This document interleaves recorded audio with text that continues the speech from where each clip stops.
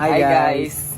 So, morning yung request. So this is your request to make a video about our love story and how the two of us met. So yeah, let's start. First, na ako'y, pinsan. Meron akong pinsan na nireto ako sa kanya. At Hindi pa ako interesado sa ganun. Tapos, nireto siya sa akin. And ako naman, parang trinayan ko na lang na, okay, sige, I'll try. Then, sino ang nag-first move? Me. siya po unang nag-chat sa akin. Ako yung nag-chat kasi nahihiya siya eh. Tapos, then, pag-chat ko sa kanya, nag-reply agad siya. And then, talk kami ng mga ilang weeks, days, talking stage. Then, suddenly, my situation na I was a transferee sa school na to, which is Bunga National High School. Kasi galing ako sa Cebu. And talagang sa ibang school ako magta-transfer, pero I don't know bakit ako na-transfer dito sa school na to. And yeah,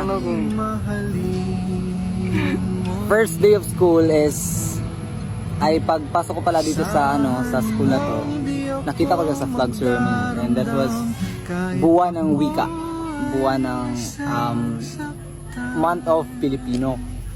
And wow, nakita ko siya sa sa stage, which is nagsuot siya ng barong, and that was my first Pang sinaunang. sinaunang kasuotan. Pero wala pa akong noon, wala pa akong pake. Like siya pala yun. And then pag uwi nun, parang wala pa talaga kaming communication sa like sweet. But nung time na yon, Fiesta noon sa Pangasugan, sa lugar nila. oo. And then may disco. Nag-chat siya sa akin na, sige, pupunta na kami sa disco. And then sabi niya, sige, alis na kami. Sabi niya, alis na kami bro. Alis na kami love. Bro. And then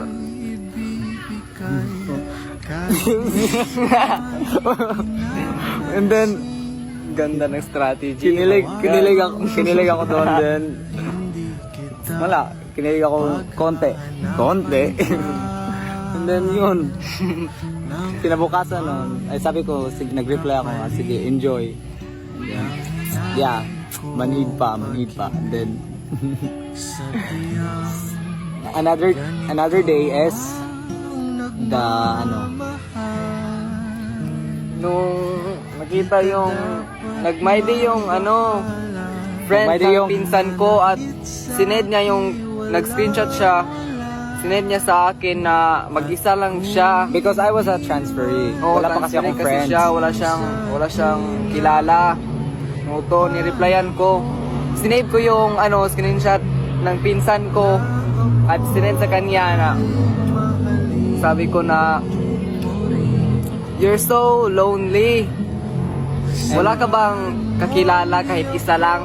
And then that message made my heart like, wow, someone cared about me. And Of course. parang first time na may nagtanong sa akin na wala ka bang friends, or nag-ask sa akin ng ganun. And then boom, they fall in love.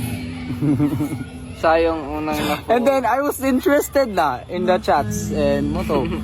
Yeah, 1 month kami no nag talking stage. talking stage. And then I asked for a ligaw.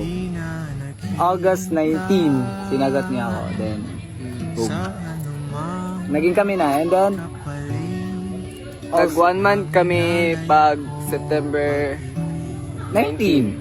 And then meet up. First meet up. First time, first hug. First hug. First hug. My first hug kami noon, and then I was so iba talaga yung feeling na ano, na magkita kayong dalawa and mag-hug. And yeah. In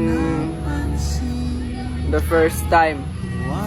Pero, yeah, I'm so thankful that I meet my baby in an unexpected situation.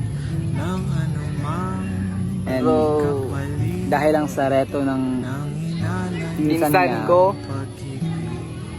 I'm so thankful.